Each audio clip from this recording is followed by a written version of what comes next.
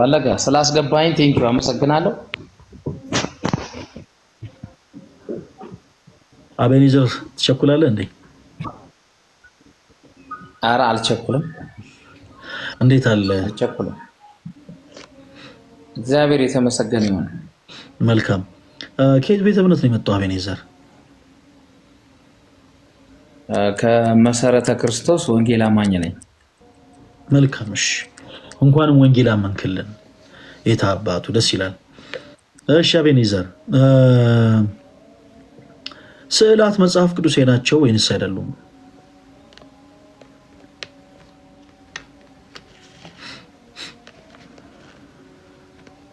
ስዕላት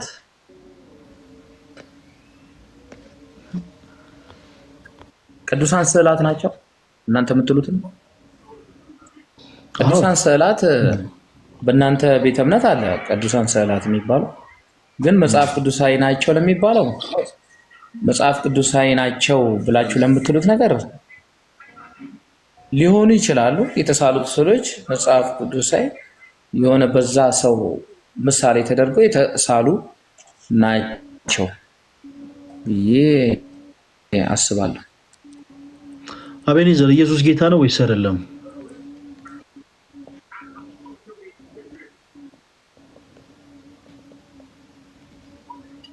ጌታ ነው እንጂ ጌታ ነው። በጣም ጥሩ። ኢየሱስ ጌታ ነው። ሊሆን ይችላል ያላልክም አይደል? አቋም አለ። ሊሆን ይችላል አላልክም። በተመሳሳይ ስዕላት መጽሐፍ ቅዱሴ ናቸው ወይንስ አይደሉም?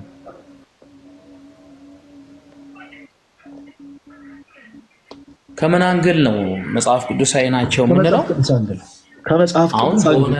መጽሐፍ ቅዱሳዊ ናቸው ወይስ አይደሉም ማለት ኦልሬዲ አንግላችን መጽሐፍ ቅዱስ ነው ማለት ነው።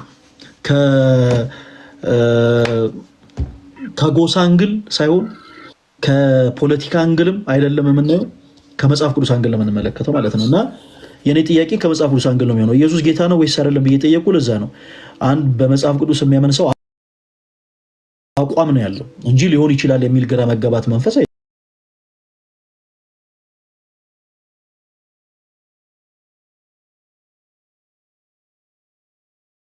መጽሐፍ ቅዱስ የሚያምን ሰው አቋም አለው። ስለዚህ ሊሆን ይችላል ይመስለኛል ምናምን አይባልም ነው። እንደዛ ከሆነ አቤኔ እርግጠኛ ለሆኑ ሰዎች እድል እንስጥና ከነሱ ጋር ብናወራ። አይ እኔ አሁን እርግጠኛ ሆኜ እኮ ነው የነገርኩህ። ኢየሱስ ጌታ ነው። አዎ ጌታ ነው። ቅዱሳን ስዕላት መጽሐፍ ቅዱሳዊ ናቸው አልከኝ። በምን ዙሪያ አልኩ? ኢየሱስ ጌታ ነው ስል በምን ዙሪያ ነው የጠየቅኩህ?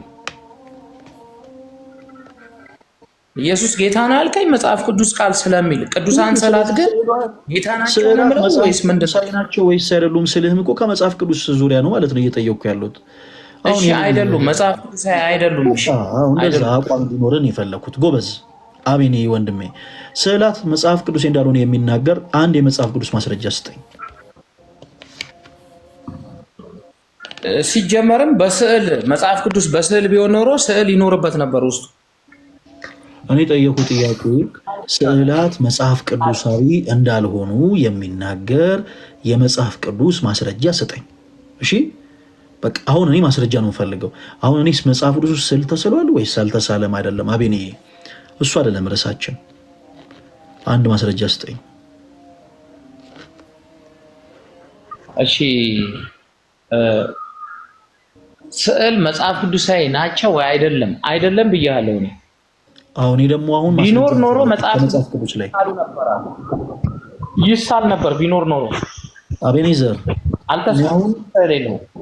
አቤኔዘር እባክህን ያልኩህን አዳምጠኝና በደንብ አድርገህ መልስልኝ። እኔ አሁን መጽሐፍ ቅዱስ ስዕል ተስሏል ወይስ አልተሳለም ወይስ ይሳል ነበር ወይስ ሳይሳል ይቀር ነበርን ምናምን አይደለም ጥያቄ።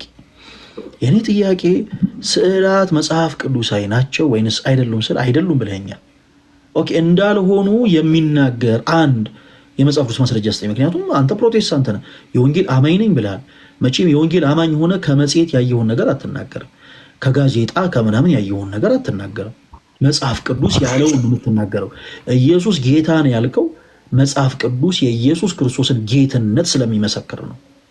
ስለዚህ 66ቱ መጽሐፍ ቅዱስም ላይ ይሁን የትኛው መጽሐፍ ቅዱስ ላይ ስዕላት መጽሐፍ ቅዱሳዊ አይደሉም የሚል ሐሳብን የያዘ አንድ የመጽሐፍ ቅዱስ ጥቅስ ጋብዘኝ። ጥቅስ ጋብዘኝ። ጥቅስ ማትጋብዘኝ ከሆነ እኔ ምሳ ጋብዛለሁ። አታናደኛ ቤኒዘር። እኔ ስናደር ሰው ምሳ ጋብዛለሁ። እሺ ጋብዘኝ፣ ችግር የለውም። ግን ቅዱሳን ስዕላት አሉ ብሎ የተናገረበት አሉ ወይስ የሉ ማለት ነው ጥያቄ። ስዕላት ይኸውልህ መጽሐፍ ቅዱስ አይደሉም ብለኸኛል። እንዳልሆኑ የሚናገር አንድ የመጽሐፍ ቅዱስ ማስረጃ አንድ ጥቅስ እኮ ነው የሚፈልገው። በቃ አንድ የመጽሐፍ ቅዱስ ማስረጃ ልስጥህ። ስጠኝ ካልከኝ መጽሐፍ ቅዱስ ላይ ስዕል የሚባል ነገር የለም። ስዕል የሚባል ነገር የለም። በቃ ስዕል የለም መጽሐፍ ቅዱስ ላይ አንድ ስዕል። ቆይ ፕሊስ አዳምጠኝ አቤኔዘር። መጽሐፍ ቅዱስ ላይ ስዕል የሚባል ነገር የለም ብለህ እርግጠኛ ሆነ? ያው እንደዚህ አይነት ነገር አልወድም አቤኔ። ለምን መሰለህ? የመጽሐፍ ቅዱስን 2% ያላነበብክ ሰው ከዘፍጥረት እስከ ዮሐንስ ራዕይ እንዳነበበ ሰው አክት ማድረግ የለብህም።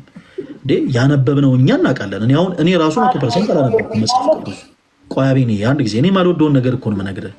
ይኸውልህ በቃ ያላነበበ ሰው ስላላነበበ እንዳነበበ ሰው አክት ማድረግ የለበትም። በነገራችን ላይ ይሄ ለኦርቶዶክሶችም ጭምር ነው። ኦርቶዶክስ የሆናችሁ ሰዎችም የመጽሐፍ ቅዱስን 5%ቱን እንኳን ክፍል ሳታነቡ ከዘፍጥረት እስከ ዮሐንስ ራዕይ እንዳነበበ ሰው አክት አታደርጉ። እንደዚህ የሚባል ነገር የለም እንዲህ ሆኖ በዚህ አትበሉ ጋይስ። ስላነበባችሁት ነገር ብቻ እርግጠኛ ሆኑ። አቤኔ የኔ አባት ስዕል የሚል ነገር አለ። እሺ በመጽሐፍ እንኳን ስዕል ሰይጣንም ስሙ ተጽፏል። እንኳን የስዕል የሰይጣን ስም ተጽፏል። አሁን የኔ ጥያቄ ስዕል ካለው እውነቴን ካልከኝ አሳየኝ።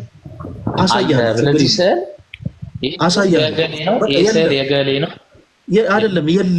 የለም ስዕል የሚባል የለም። እንደውም የለም። እኔ አሁን ጥያቄ ግን እነዚህ መጽሐፍ ቅዱስ አይደሉም ያልካቸው ስዕላት መጽሐፍ ቅዱስ እንዳልሆኑ ብቻ ፕሩፍ አድርግልኝ። ስዕል የሚል ነገር ሜንሽን ሳታደርግ እነዚህ ነገሮች ትክክል አይደሉም የሚል ሀሳብን የያዘ አንድ የመጽሐፍ ቅዱስ ጥቅስ ፕሊስ አንሳልኝ አቤኔ የኔ አባት እባክህ።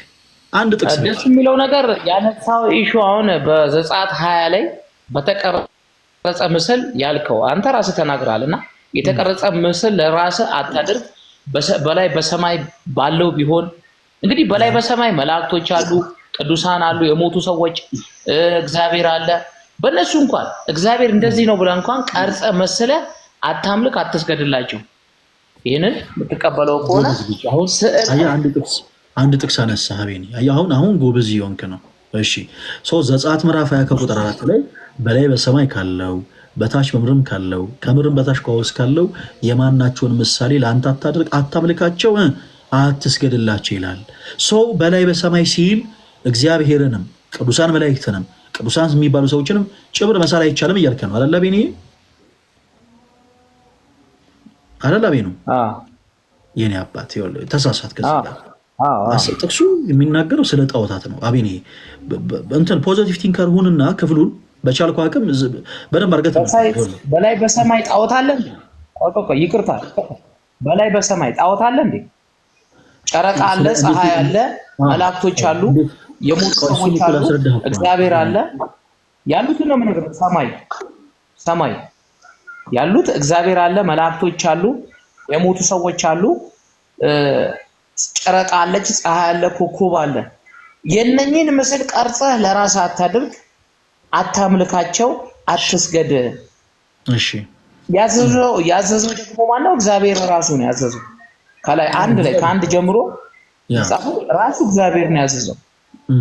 እንደውም ሰሞኑን እኔ በኔ አካውንት ስከራከርበት የነበረበት ጉዳይ ነውና ይሄንን ሰዎች የግድ ኦርቶዶክሳውያን ብትሆን ወንድሞቼ ናችሁ እናንተ ትክክል። እና ይሄንን ለተቀረጸ ምስል አትስገድ፣ አታምልካቸው ሲል እግዚአብሔር ነው ያዘዘው እንጂ ሰው አይደለም ያዘዘው፣ እግዚአብሔር ነው። አንተም የተናገርከው እኮ ትክክል ነህ እኮ እንዳትቀየው ማለት ነው። አንድ ጊዜ አቤኔ ትክክል ነህ። አንተ ራስህ እኮ ተናግራል። እኔ ራሴ ፖስትቼዋለሁ። አሁን ገብተህ ብታይ አንተ የተናገርከው ፖስትቼዋለሁ።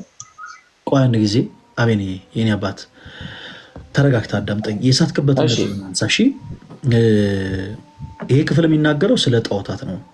ስለ ጣዖታት አምላካችን እግዚአብሔር በላይ በሰማይ ካለው በታች በምድርም ካለው ከምድርም በታች ከውሃ ውስጥ ካለው የማናቸውንም ምሳሌ ለአንተ አታድርግ፣ አታምልካቸው፣ አትስገድላቸውም ብሏል። አንድ ሰው በላይ በሰማይም ካለው በታች በምድርም ካለው ከምድርም በታች ከውሃ ውስጥ ካለው በማናቸው ምሳሌ አንዳች ነገርን ቀርጾ በእግዚአብሔር ቦታ ተክቶ የሚያመልክ ከሆነ በእግዚአብሔር ቦታ ተክቶ አምልኮም የሚሰግድለት ከሆነ ያ ጣዖት አምልኮ ይባላል። እግዚአብሔር አምላክ ቀናተኛ አምላክ ነኝ ይላል ክፍሉ። በነገራችን ቀናተኛ ከኔ በቀር ሌላ አምላክ አይሆንልህ ይላል ሲጀምር። ከኔ በቀር ሌላ አምላክ አይሆንልህ። ስለዚህ በላይ በሰማይም ካለው በታች በምድርም ካለው ከምድርም በታች ከውሃ ውስጥ ካለው በማናቸው ምሳሌ የተሳሉትን በአጠቃላይ ሰዎች ሊያመልኩም ሊሰግዱም አይገባም። አንተ የሳትክበት ነጥብ ጋር ስንመጣ ቤኔ አሁን ይህ ስለ ጣዖታት ነው የሚናገረው። ስለ ስላት ኢቨን አይናገርም። ስለ ጣዖታት ነው የሚናገረው። ለምን? ከእግዚአብሔር ቦታ ተክተው የሚመለኩ ከሆነ ጣዖታት ናቸው። በላይ በሰማይ ሲል አልከን አቤኔ፣ የተወዳጅ ወንድማችን፣ በላይ በሰማይ ሲል እግዚአብሔርንም ያካትታል፣ ቅዱሳን መላእክትንም ያካትታል አልከን አቤኔ። ያካትታል የኔ አባት እንዴ? ታዲያ በሚገባ አሁን በጨረቃ የሚያመልኩ የሉ? ጨረቃ ሲወጣ እምነት የሚያካሄዱ የሉ አሉ? አቤኔ ተረጋጋ። እኔ ጨረቃ የለችም በሰማይ ፀሐይ የለም መላእክቶች የሉ? አቤኔ ሰተኛል አይደል? ልናገር። አሁን የጠየኩ ምንድን ነው? ልናገር ከፈለክ ንገረኝ እስኪ አቤኔ። የጠየኩ ጥያቄ ምንድን ነው? በሰማይ መቼም ጣዖት የለም። በሰማይ ጣዖት አለ እንዴ? አቤኔ የጠየኩህ ምንድን ነው? የጠየኩን ጥያቄ ደግመህ ጠይቀኝ አንድ ጊዜ።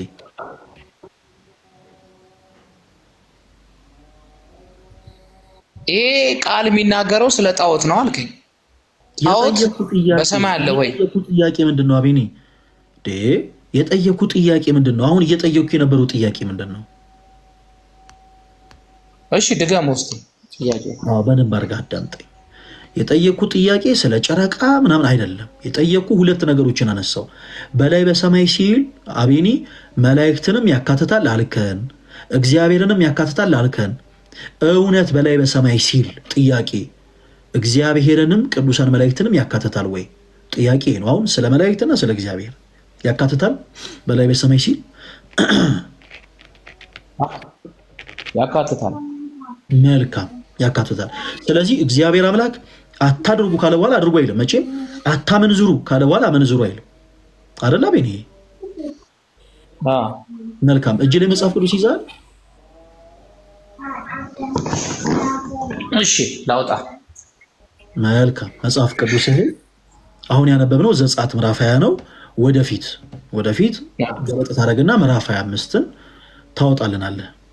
ኦሪት ዘጸአት ምዕራፍ 25 ኦሪት ዘጸአት ምዕራፍ 25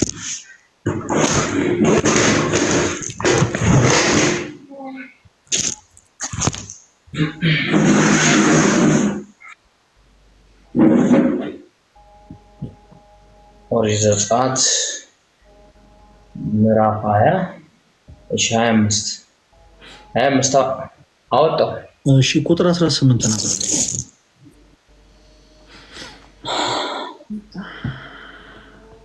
እሺ ሁለት ኪሩቤል ከተቀጠቀጠ ወርቅ ስራ በስሬት መክደኛውም ላይ በሁለት በቃ ይበቃል። ኪሩቤል ምንድን ነው አቤኔ?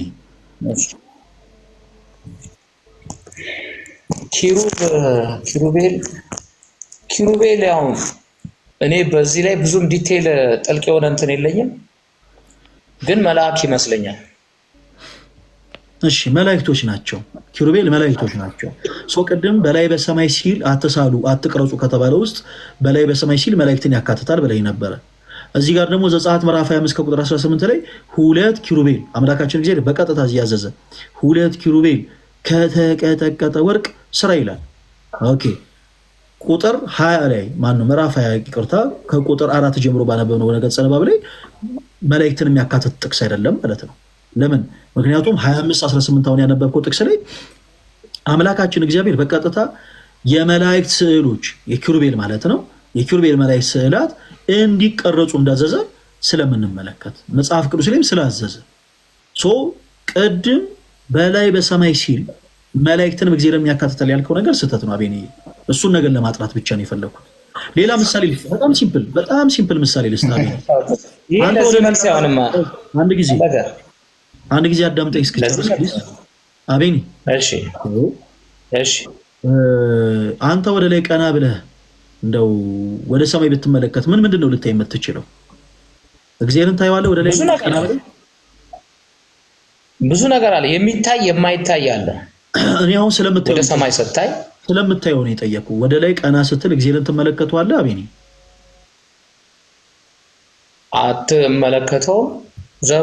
ሰማይ ዙፋኔ ናት ስለሚል እግዚአብሔር ዙፋን በሰማይ እንዳለ ቆይ አንድ የኤክስትራ ነገሮችን አንዴ ተዋቸው አቤኔ በእናትህ። መላእክትንስ ትመለከታቸዋለህ? አትመለከትም። ፀሐይንስ ትመለከታለህ? ትመለከታለህ። ጎበዝ። ጨረቃንስ ትመለከታለህ? አሉ። ከዋክብትንስ? ታያለህ፣ ትመለከታለህ። አዋፍትንስ? አቤኔ ኧረ ይታያል በደምብ። ጎበዝ ልጅ። ደመናንስ?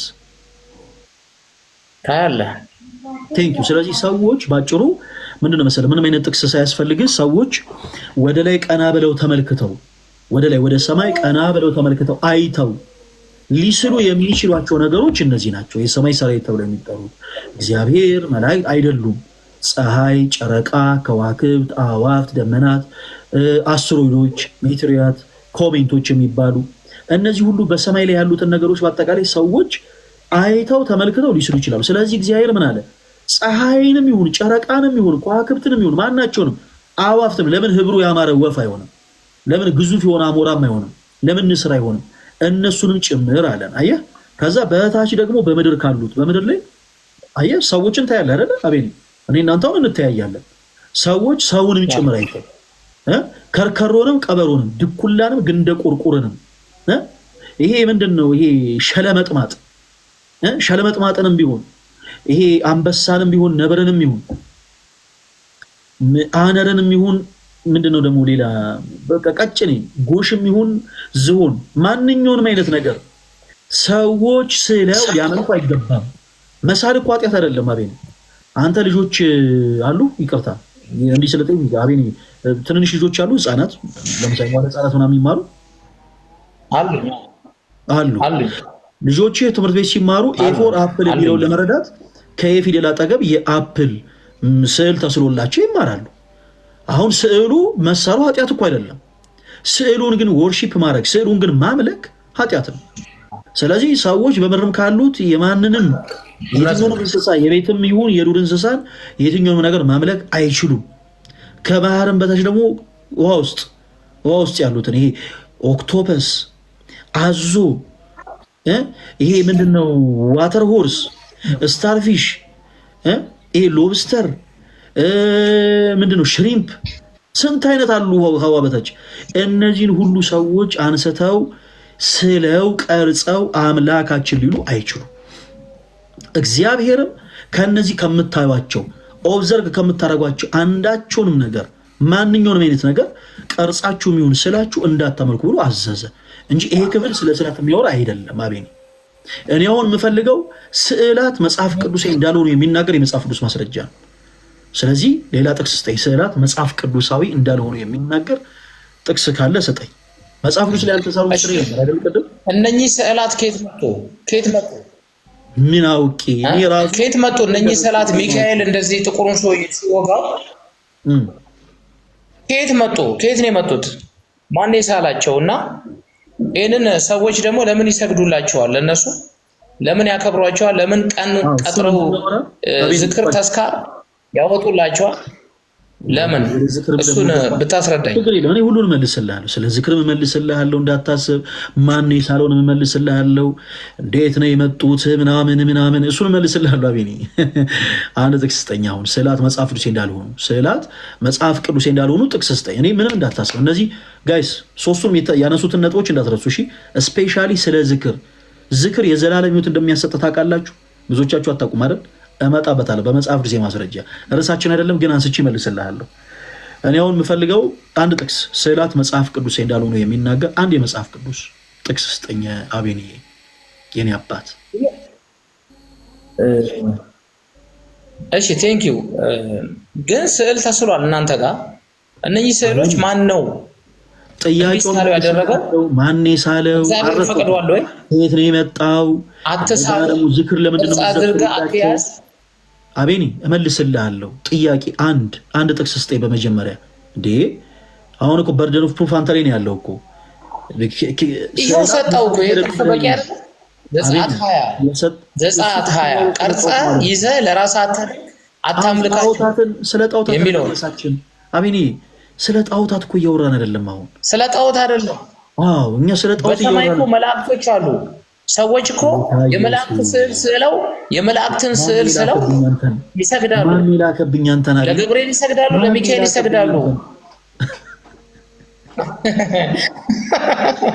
አታስቀኝ እስኪ። እኔ እወድሃለሁ። ለማንኛውም እሺ ፈለገ በጣም እከታተልሃለሁ። ዛሬ አስገብተኛል። ቴንክ አመሰግናለሁ። እኔ አንተን እንትን ልልህ አይደለም የለቀቀውን ማይቸው በጣም ገርሞኝ እውነቱን ነው። እኔ እውነት ተናግሮ ከሆነ ብዬ ምንድን ነበር አለኝ። ብዙ ረስ አለው እኮ ምንድን ነበር የሚለው እንዴ? የኔ ፕሮፋይል ላይ ገብተህ ብታይ አሁን ዛሬ ነው የለቀኩት እኔ እና ያልከው ምንድነው? ዘጸአት 20 ላይ ገብተህ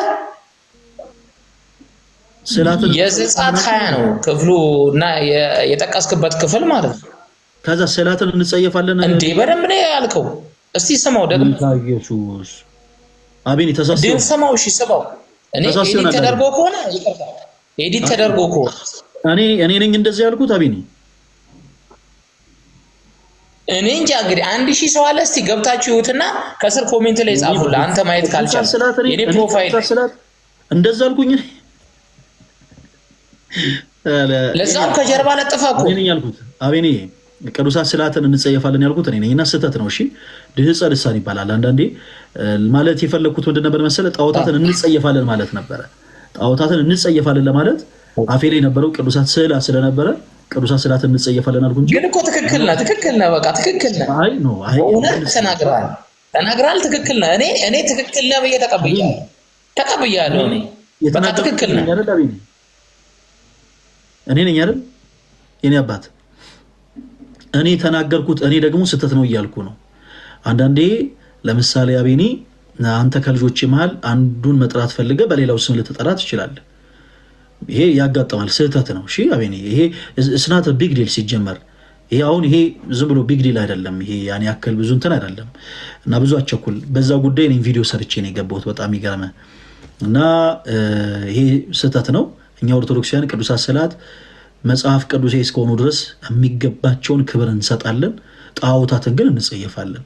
ዘጸአት ምዕራፍ 20 የሚናገረው ስለ ጣዖታት ስለሆነ ዘጸአት ምዕራፍ 20 የተጠቀሰው ስለ ጣዖታት ላወራ ነበር። ይሄ ቀላል ነው ለመረዳት ካሰባችሁ። ኤኒው አንተ ወደ ጠየቃቸው ጥያቄዎች ከመመለሴ በፊት ቀደም ስንጀምር አቤኒ ጋይስ በጣም ብዙ ስለደከመ አቤኒ በማስረጃ ብዙ ነገር እየመለሰልኝ ስላልሆነ መጽሐፍ ቅዱስ ላይ ምንም አይነት ስላልተሳለ ብለኝ ነበረ አቤኒ። ማለት ትክክል ነው ወይስ ተሳስተ ነው? አቤኒ ማይክን ክፈተው። እያወራህ ከሆነ ራስን መቆጣጠር ሳትችል ስትቀር ሞዴሬተሮች ናቸው መሰለኝ ሚዩት ያደረጉ። አቤኒ ማይክን ክፈተው ፕሊስ።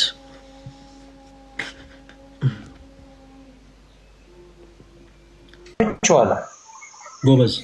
መጽሐፍ ቅዱስ ላይ ምንም አይነት ስዕል የለም ስትለኝ ነበረ። እሺ መልካም።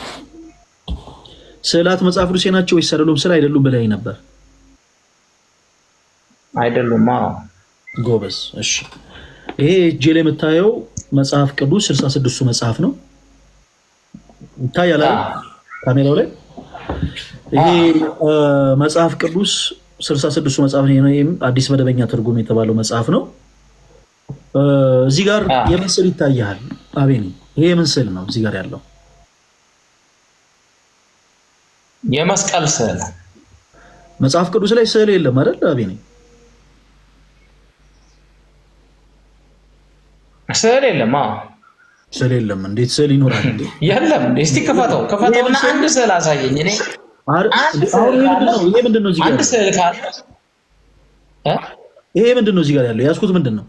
የዚህ መጽሐፍ ኮንሰፕት የተቀመጠበት እኮ ነው። የመስቀሉ ቃል እኮ ነው። ይሄ ስዕል ነው። የመስቀሉ ቃል ምሳሌ የተቀመጠበት ነው። የክርስቲያን የመስቀሉ ቃል ምሳሌ ከፊት የተቀመጠ ምሳሌ አይደለም እኮ አላልኩም። አቤኒ ተረጋጋ፣ ቆይ እንጂ ይሄ መጽሐፍ ቅዱስ ነው አይደል? አቤኒ ነው አይደል? አዎ መጽሐፍ ቅዱስ እና ባዶ መሆን አለበት። መጽሐፍ ቅዱስ ላይ ስዕል የለም አይደል? ጎበዝ፣ የለም። ስዕላት መጽሐፍ ቅዱስ አይደሉም አይደል? መጽሐፍ ቅዱስ አይደሉም። ኦኬ፣ እዚህ ጋር የምን ስዕል ይታያል? የመስቀል ስዕል። መስቀል። ይሄ የሚያስኩት ምንድን ነው? መጽሐፍ ቅዱስ ላይ ስዕል የለም አይደል? ክፈተው እንጂ እንዴ! ቆዳውን እኮ ነው የምታሳየኝ። ክፈተው። ቃል ነው ያለው። ቃል የእግዚአብሔር ቃል አለበት ውስጡ። ትክክል ነው እንጂ አንድ ስዕል አታገኝም እኮ። አንድ ስዕል የለውም አይደል? መጽሐፍ ላይ ምንም አይነት ስዕል አይሳልም አይደል? ዘግተህ ሳይሆን ክፈተውና።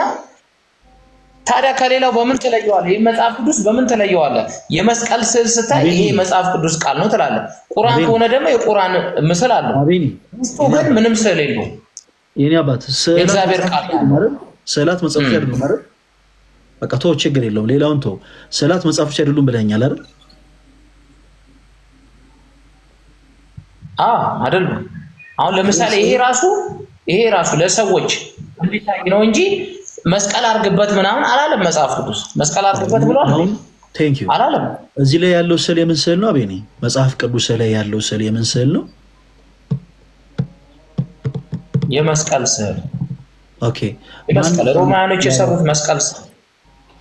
ቆይ አቤኔ፣ አሁን በማስረጃ ነው ትመልስልኝ። ማንም አላለም። እግዚአብሔር ሳሉ ብሏል እንዴ? ይገርማል። ስለዚህ ማንም እየተነሳ የፈለገውን ይስላል ማለት ነው። ከቨሩ ላይ በጣም ይገርማል። እሺ፣ ከየት አምጥታችሁ ሳላችሁት የመስቀሉን ስዕል? የመስቀል ስዕል ነው ብለኸኛል። ግን ቆይ ያመንክበትን ልጠይቅ። የመስቀል ስዕል ነው ብለኸኛል።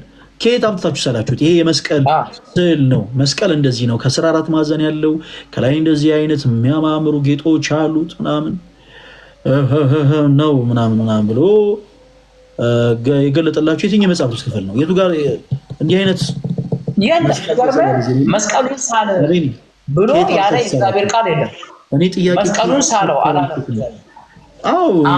አልተዋላችሁም። የኔ ጥያቄ ኦርቶዶክስም ስላለች ፕሮቴስታንት ስለይም ተስሏል። ለምንድን ነው የተሳለው? እንዲለይ ነው ከሌላው መጽሐፍ፣ ልብ ወለድ መጽሐፍ እንዲለይ። አቤኒ ብራዘር አዳምጠኝ።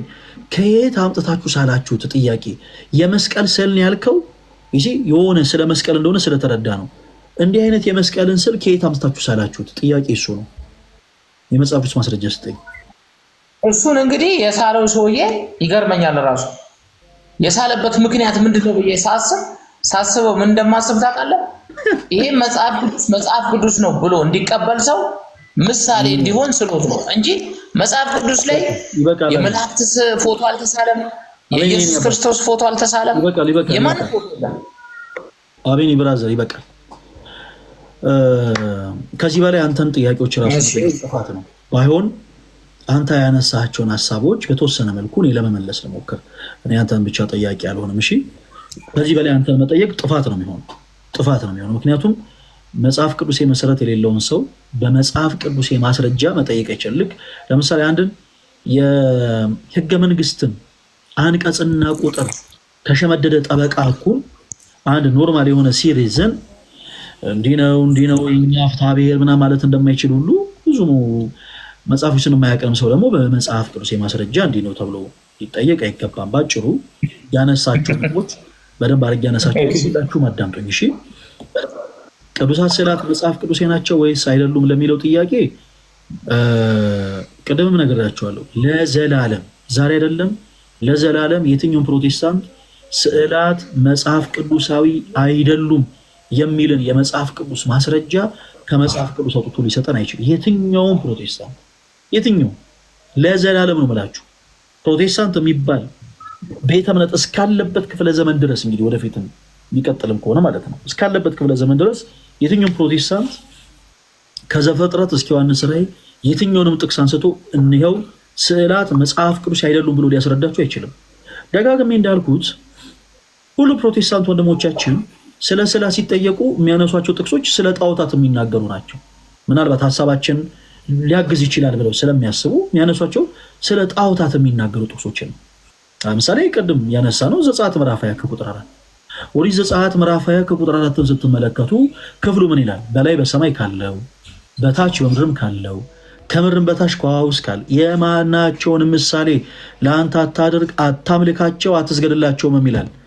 ኦኬ፣ ይህ ክፍል የሚናገረው ስለ ስዕላት ነው ወይ ስለ ጣዖታት? ጋይስ በጣም ግልጽ የሚናገረው ስለ ጣዖታት ነው። እሺ የኔ ተወዳጆች ስለ ጣዖታት ነው።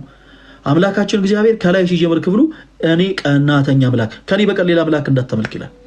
ከኔ በቀር ሌላ አምላክ ምን እንዳታመልክ። ከዛ የሀሳብ ካለቀ በኋላ ደግሞ እኔ አምላክ እግዚአብሔር ቀናተኛ አምላክ ነኝ ይላል። ሰው ክፍሉ እየተናገረ ያለው ስለ ጣዖታት ነው።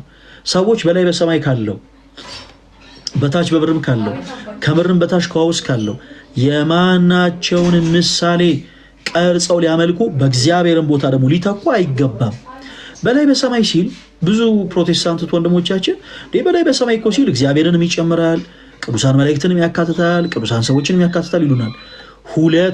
ሁለት ነጥቦችን ሁለት ምሳሌዎችን አስቀምጫለሁ ለዚህ ሀሳብ። በላይ በሰማይ ሲል ጋይስ በላይ በሰማይ ሲል እግዚአብሔርንም ቅዱሳን መላእክቶችንም ቅዱሳን ሰዎችንም አያካትትም።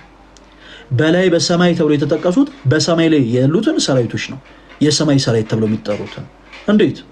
ምክንያቱም መላእክትን አትሳሉ ያለ እግዚአብሔር በዘጸአት ምዕራፍ 25 ከቁጥር 18 ላይ 2 ኪሩቤል ከተቀጠቀጠ ወርቅ ስሩ አይልም። እኔ አምላካችሁ እግዚአብሔር ቀናተኛ አምላክ ነኝ፣ ከኔ በቀር ሌላ አምላክ አታምልኩ ያለ አምላካችን እግዚአብሔር ከእንደገና ደግሞ ሌላ ቦታ ላይ ደግሞ ሌላ አይነት ሀሳብ ደግሞ አይነግረንም። ዘጸአት ምዕራፍ 25 ስገዱላቸው ብሏል። ስገዱላቸው ብሏል። ስራ አለው ግን ስገዱላቸው ብሏል። አቤኒ ወንድሜ ፕሊስ ተረጋግታ እስክጨርስ ለምን ተረጋግታ? ራስህን ማትቆጣጠር ከሆነ አቤኒ ይቅርታ አድርግልኝ። ራስህን ማትቆጣጠር ከሆነ እኔ ታች አስወርዳለሁ። እሺ አሁን አንተ ቅድም ስታወራ የምትናገረው ነገር በአጠቃላይ በእውቀት የተሞላ ወይ ደግሞ ለጆሮ የሚጥም ሆኖ አይደለም የሰማሁት። ማድመጥ ስላለብኝ አንተ ነው የሰማሁት ወንድሜ። ስለዚህ ተረጋጋ ብራዘር። ማይክል ሚውት አድርግ እሺ፣ እስክጨርስ ድረስ። ልክ ስጨርስ የምታነሳቸውን ሀሳቦች ማንሳት ትችላለህ። እኔ እኮ አለው አንተም ሌሎቹም ኑ ብዬ እኮ ነው ላይቭ የከፈትኩት አለው እንዳታስብ። እሺ እንቀጥል። በላይ በሰማይ ሲል መላእክትን ምን አይልም አልኳችሁ ጋይስ? አያካትትም። የሚያካትት ቢሆን ኖሮ መላእክትን እንዳትስሉ በፍጹም ያለ አምላካችን እግዚአብሔር ዘጸአት ምዕራፍ 25 እዛው ምዕራፍ ላይ እዛው የተወሰኑ ምዕራፎችን አልፎ ምዕራፍ 25 ቁጥር 18 ላይ 2 ኪሩቤል ከተቀጠቀጠ ወርቅ ስሩ አይልም ነበር። ስለዚህ 2 ኪሩቤል ከተቀጠቀጠ ወርቅ ስሩ ያለበት ሪዝን በላይ በሰማይ የሚለው ክፍል እግዚአብሔርንም ቅዱሳን መላእክትንም ቅዱሳን ሰዎችንም ስለማያካትት ነው። ሌላው ጥቅስ የማያስፈልገው በጣም ትንሽ በጣም ሲምፕል የሆነ ሪዝን ደግሞ ልስጣችሁ። በላይ በሰማይ ካለው በታች በምድርም ካለው ከምድርም በታች ከውኃ ውስጥ ካለው የማናቸውንም ምሳሌ ለአንተ አታድርግ፣ አታምልካቸው፣ አትስገድላቸው ሲል እዚህ ክፍል ላይ አሁንም በላይ በሰማይ የሚለው ላይ መላእክትን እናካትታለን እግዚአብሔርን እናካትታለን የምትሉ ፕሮቴስታንት ወንድሞች ፕሊዝ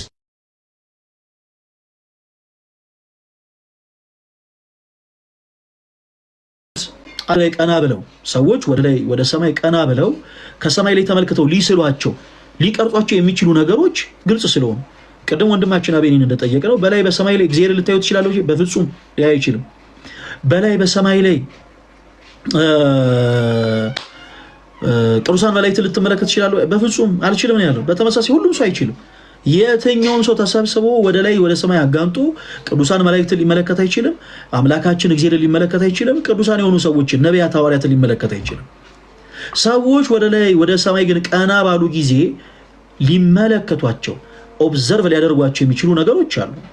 እነዛ ደግሞ ምንድን ናቸው? የሰማይ ሰራዊት ተብሎ የሚጠሩ ምንድን? ደመና፣ ፀሐይ፣ ጨረቃ፣ ከዋክብት፣ አዋፍት። ከእነዚህ ውስጥ ያሉትን ስላችሁም ይሁን ቀርጻችሁ እንዳታመልኩ ብሏል አምላካችን እግዚአብሔር።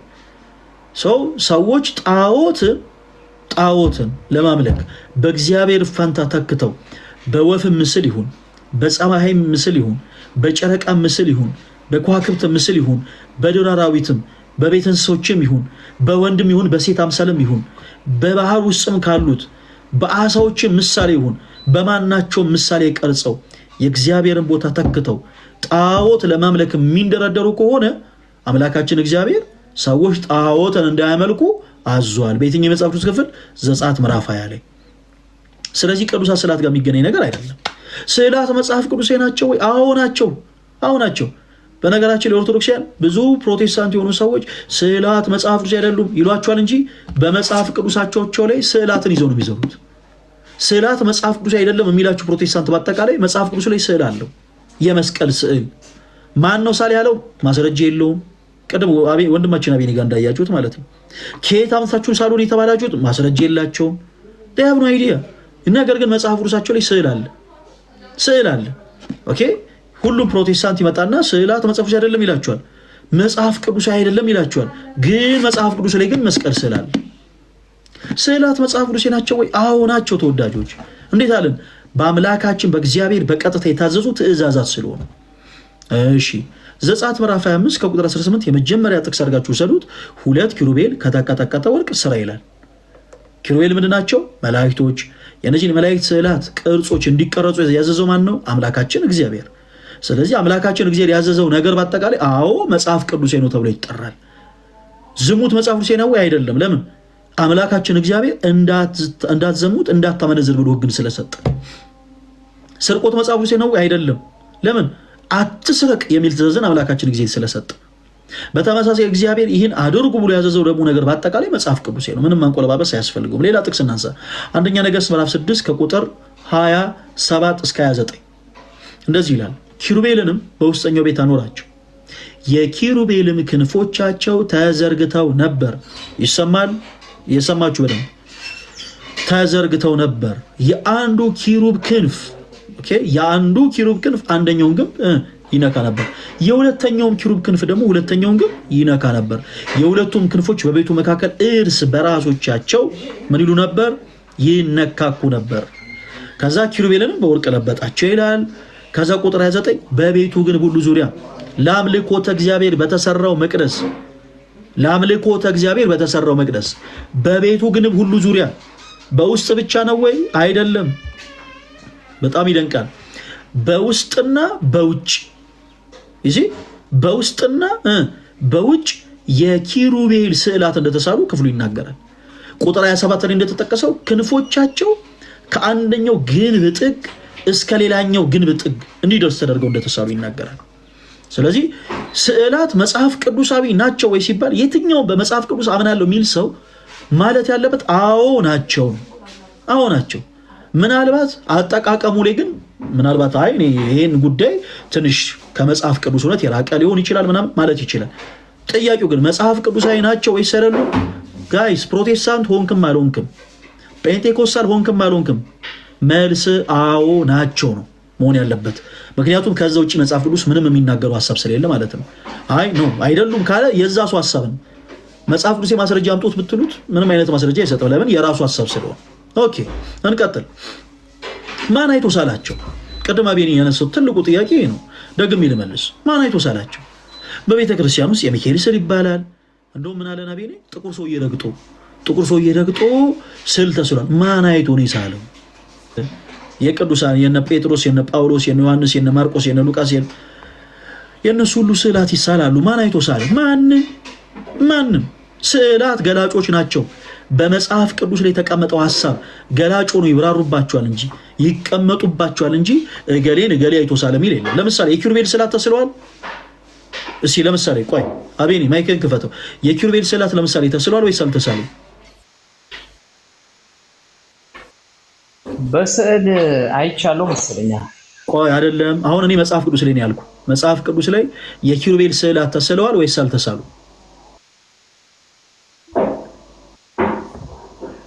በቅርጽ ተሰርቷል። በቅርጽ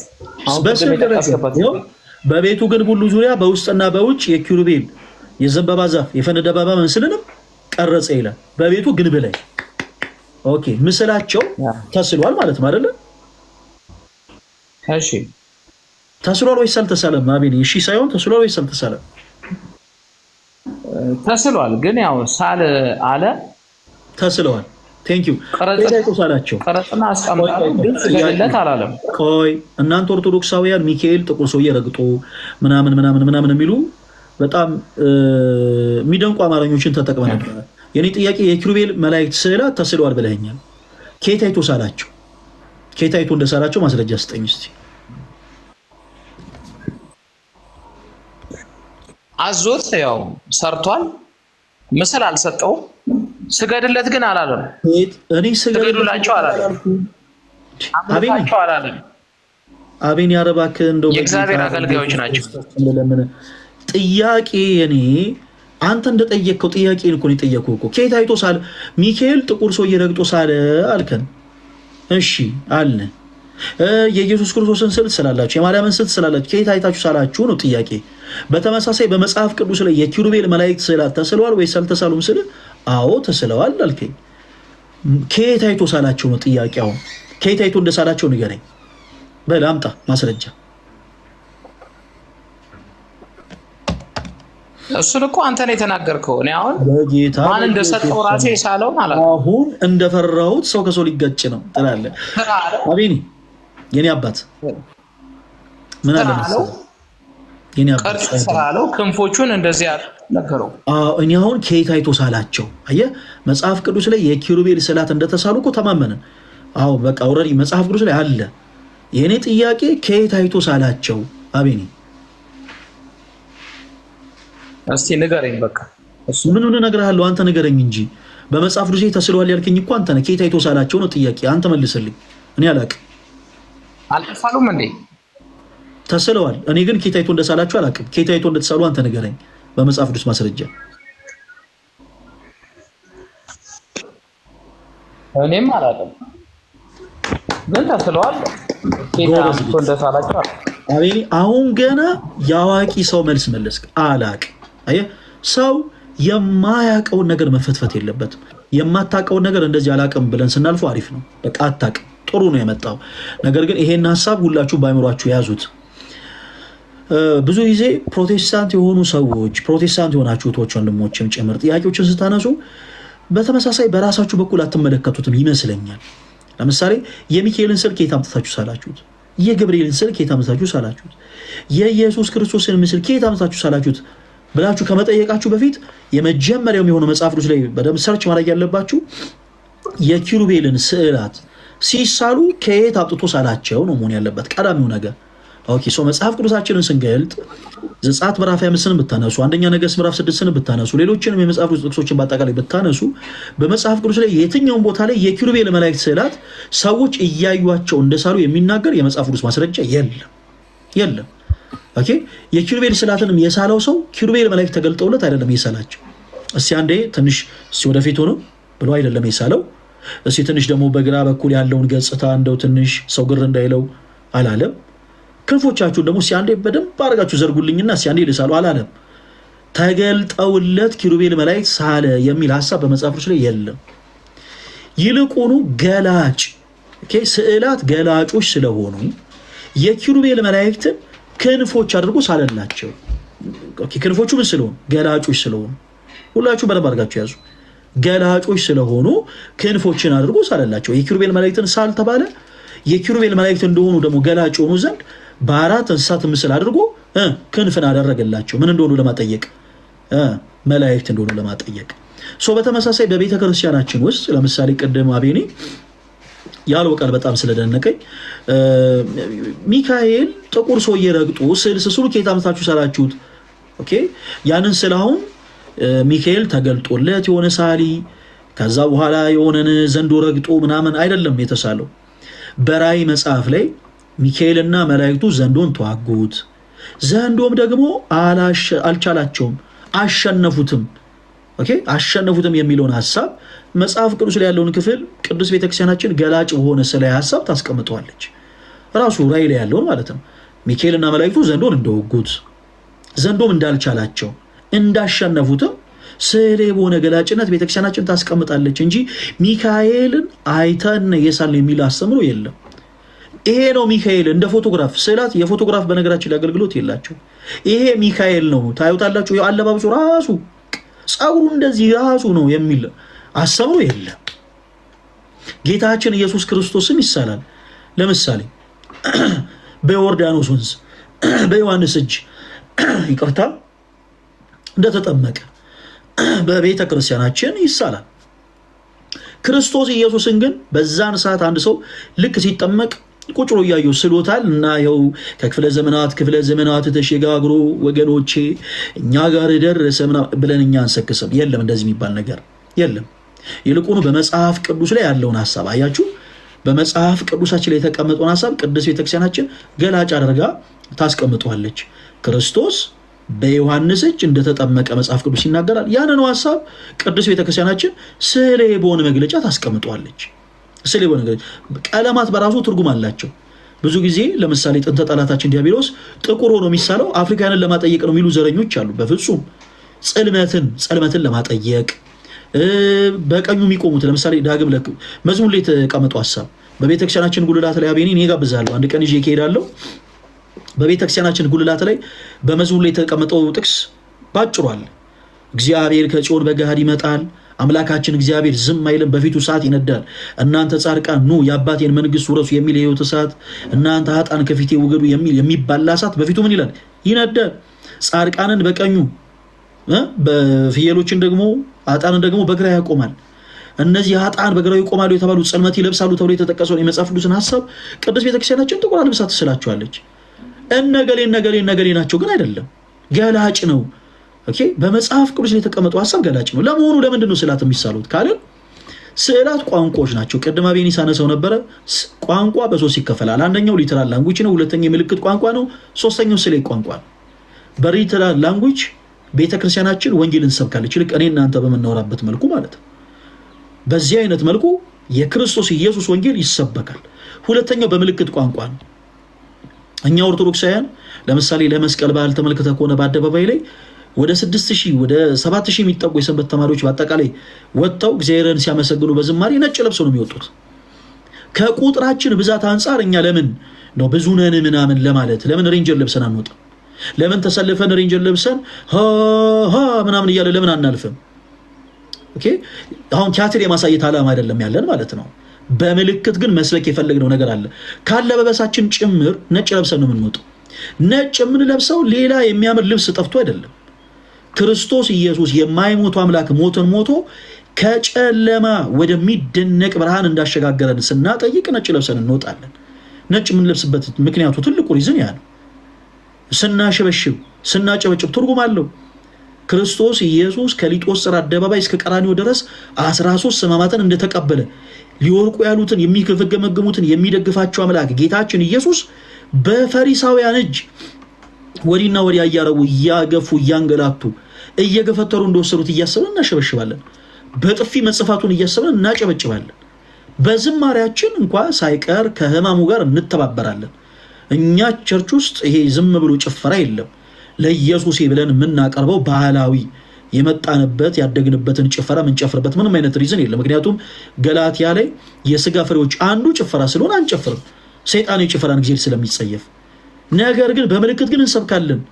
ክርስቶስ ስለኛ ሕማምን እንደተቀበለ፣ ክርስቶስ ስለኛ በጥፊ እንደተጸፋ ምልክት በሆነ ቋንቋ እንሰብካለን። ሌላው በቤተክርስቲያናችን ጉልላት ምን አለ ተወዳጆች? መስቀል ምልክት፣ በምልክት መስበክ ማለት ነው።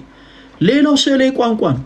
በስዕሌ ቋንቋ ምን እንሰብካለን? ቅድም እንዳልኩት መስማት የማይችል ሰው ማየት ብቻ ኦብዘርቭ ማድረግ ብቻ መመልከት ብቻ የሚችልን ሰው ወደ ፕሮቴስታንት አዳራሽ ብትወስዱት ምንድነው ሊመለከት የሚችለው? የኔ ተወዳጆች ምናልባት ስሪፒስ ለብሶ ማይክ ይዞ የሆኑ ሰዎችን እየነካ የሚጥልን ሰው ሊመለከት ይችላል።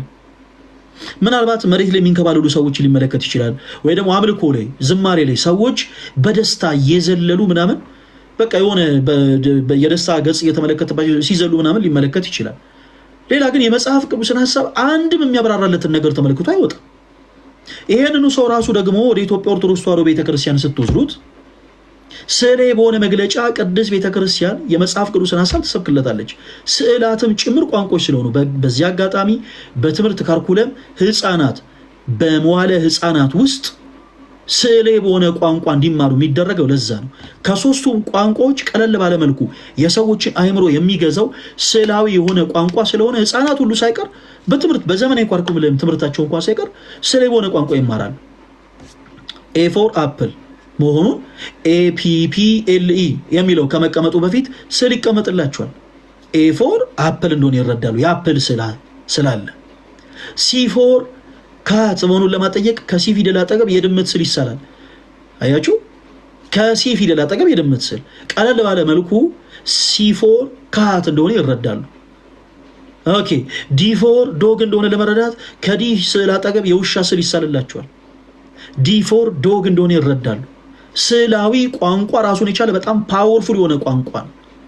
በጣም ፓወርፉል የሆነ ቋንቋ ቤተ ክርስቲያናችንም ስዕሌ በሆነ ገላጭነት ስዕሌ በሆነ ምን አልኳችሁ? በደንብ ይደመጥ። ስዕላዊ በሆነ ገላጭነት የክርስቶስ ኢየሱስን ወንጌል ትሰብካለች። ለምሳሌ ጌታችን አምላካችን መድኃኒታችን ኢየሱስ ክርስቶስ በቤተልሔም ግርግም እንደተወለደ መጽሐፍ ቅዱስ ይናገራል። ያንኑ ሐሳብ ስዕሌ በሆነ ገላጭነት ይቀመጣል። ክርስቶስ በተወለደ ጊዜ መልኩ እንደዚህ ነበረ። ይገርማቸዋል። የበረቱ ደግሞ አቀማመጥ እንደዚህ ነበረ። ይሄ የፎቶግራፍ አይነት አገልግሎት ቤተክርስቲያናችን አትሰጥም። ኢየሱስ ክርስቶስ መልኩ ይሄን ይመስል ነበር የሚል አስተምሮ የላትም ቤተክርስቲያናችን። ገላጮች ናቸው። ከስዕላቱ ስር ምን ትመለከታላችሁ? ክርስቶስ በቤተልሔም ግርግም እንደተወለደ፣ እሺ፣ በዮርዳኖስ ወንዝ እንደተጠመቀ፣ አያችሁ፣ በዮሐንስ እጅ እንደተጠመቀ የሚናገር ገላጭ ሆነ ስዕልን ይመለከታል። ገላጭ በሆነ መልኩ ቅድስት ቤተክርስቲያን ለዚህ ሰው ወንጌልን ትሰብክለታለች። መጽሐፍ ቅዱስ ላይ የተቀመጠውን ሀሳብ ነው በነገራችን ላይ ስዕል በሆነ መልኩ የሚቀመጥ። ጌታችን አምላካችን መድኃኒታችን ኢየሱስ ክርስቶስ የማይሞቱ አምላክ እርሱ ስለኛ ኃጢአት ስለኛ በደል እንደሞተ በቀራንዮ መስቀል ተሰቅሎ ስጋውን እንደቆረሰ ደሙን እንዳፈሰሰ ነውራችን ይከልል ዘንድ እርቃኑን እንደተሰቀለ መጽሐፍ ቅዱስ ይናገራል። ያንኑ ሐሳብ ቅዱስ ቤተክርስቲያናችን ስዕል በሆነ መግለጫ ታስቀምጣለች። ለምን? ስዕላት ራሳቸውን የቻሉ ምኖች ስለሆኑ ቋንቋዎች ስለሆኑ ታስቀምጣለች እንጂ ይሄ ኢየሱስ ክርስቶስ ነው። ይገርማችኋል፣ በተሰቀለ ጊዜ መልኩ ኤግዛክት ይሄን ነበር የሚመስለው የሚል ትምህርት የለንም። በተመሳሳይ አለፍ እንበልና ደግሞ የሐዋርያት ሥራን ገልጣችሁ አንብቡ። የሐዋርያት ሥራ ላይ እስጢፋኖስ በድንጋይ ስለ ክርስቶስ እንደተወገረ ሰማዕትነት እንደተቀበለ ይናገራል።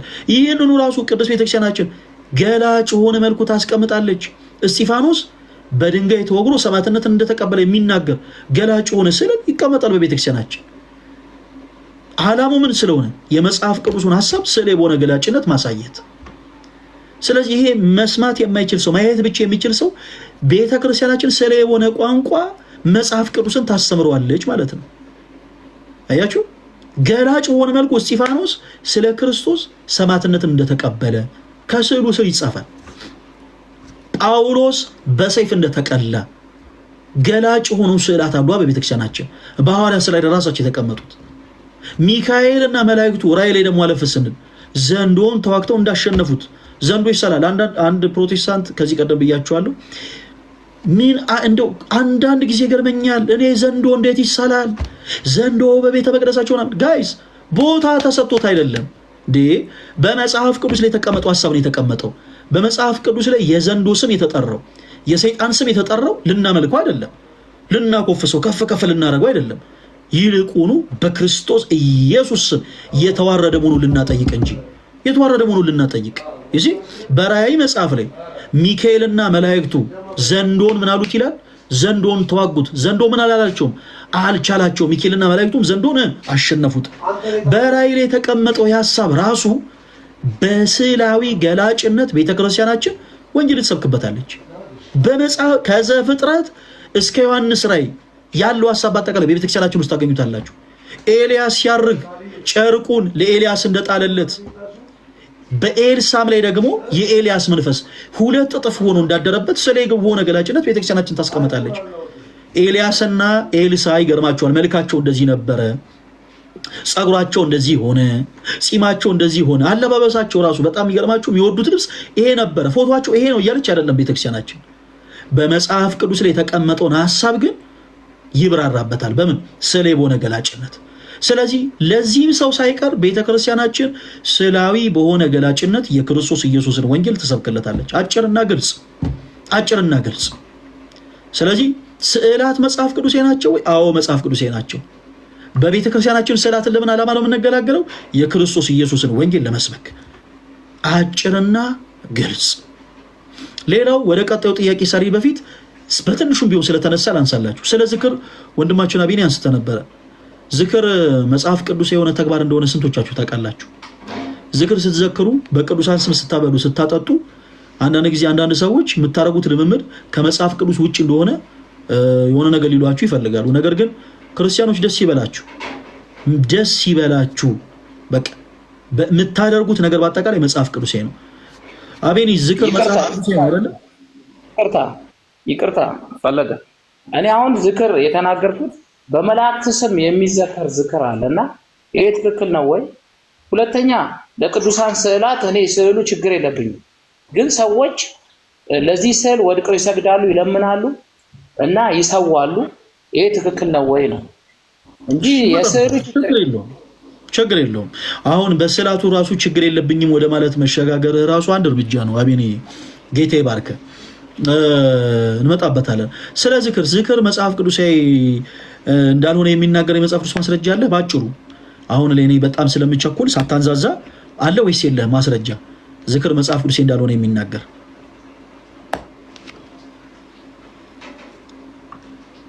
አቤኔ ቶሎ በል ፕሊስ፣ ታይም አትግደል።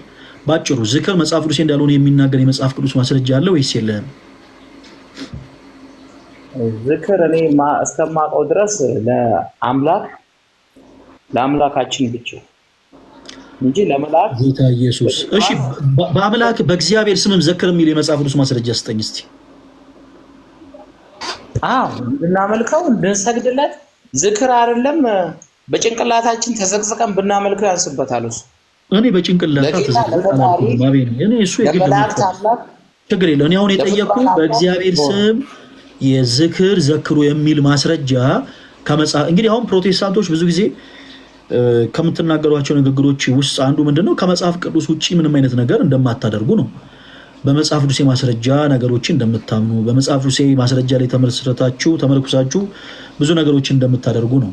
ሰው አቤኔ እኔ አሁን ጥያቄ በመጽሐፍ ቅዱስ ላይ ለእግዚአብሔርም ቢሆን ዘክሩ የሚል ካለ ስጠኝ። አንድ ለእግዚአብሔር የሚለውን ደግሞ ለጊዜው ከሌለ ዝክር መጽሐፍ ቅዱስ እንዳልሆነ በቅዱሳን ስም፣ በቅዱሳን መላእክት፣ በቅዱሳን ሰዎች በእነሱ ስም ዝክርን መዘከር፣ የተራበን ማብላት፣ የተጠማን ማጠጣት መጽሐፍ ቅዱስ እንዳልሆነ የሚናገር የመጽሐፍ ቅዱስ ማስረጃ ስጠኝ። ከሁለት አንዱ መርጥ አቤኔ። ማስረጃ መጽሐፍ ቅዱስ ላይ ምን ሌላውጣ? እሺ ማስረጃ ቅድም እንደነገርኩ ነው።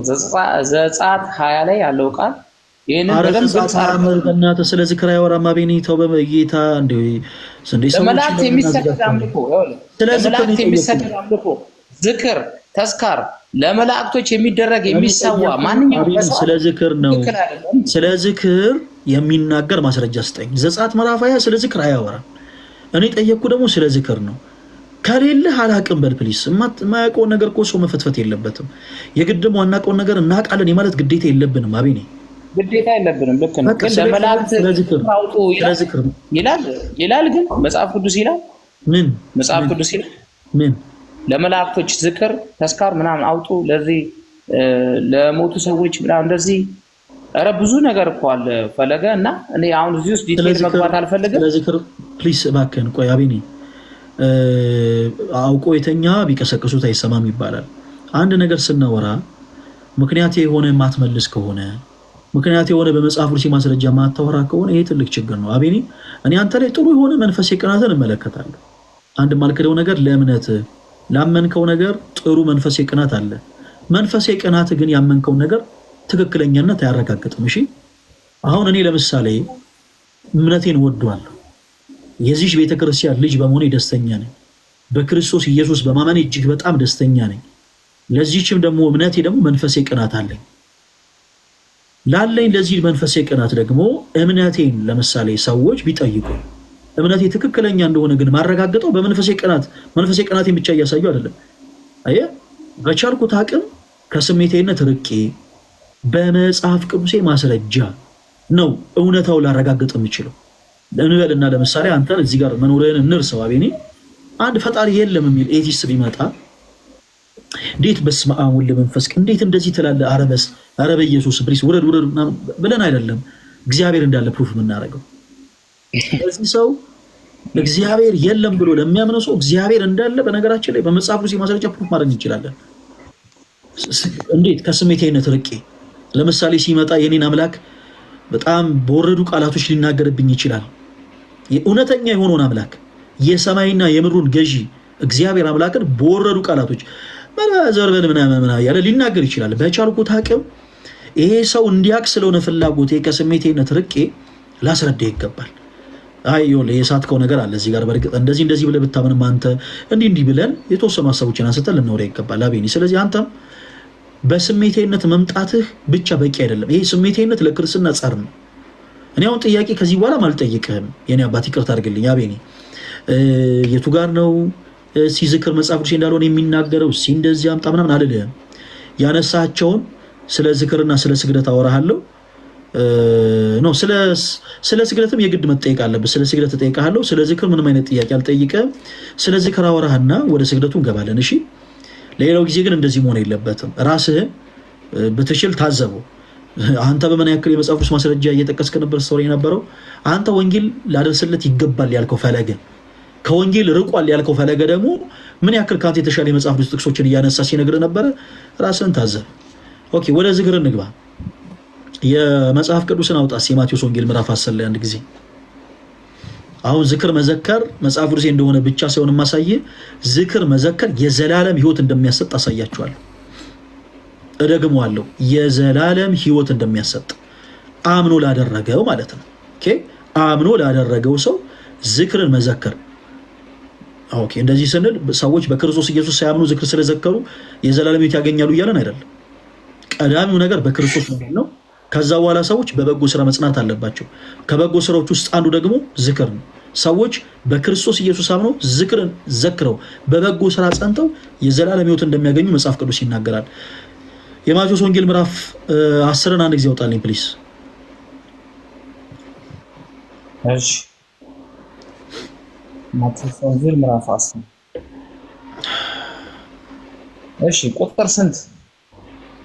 እሺ፣ ቁጥር 40 እስከ መጨረሻው እስከ 42 ድረስ እስከ 41 ማለት ይቅርታ፣ እስከ 42 ታነብልኛለህ። ከቁጥር 40 እስከ 42 ስለ ቅዱሳኑ ክብር ክርስቶስ ይናገራል። ከዛ የነሱን ደግሞ ቅድስናቸው ነብይነታቸውን ያመነ የነሱን ዋጋ እንደሚያገኝ ይናገርና የሚናገረው ነገር አለ መጨረሻ ላይ። ኦኬ፣ አንብብልኝ ከቁጥር 40 ጀምረ።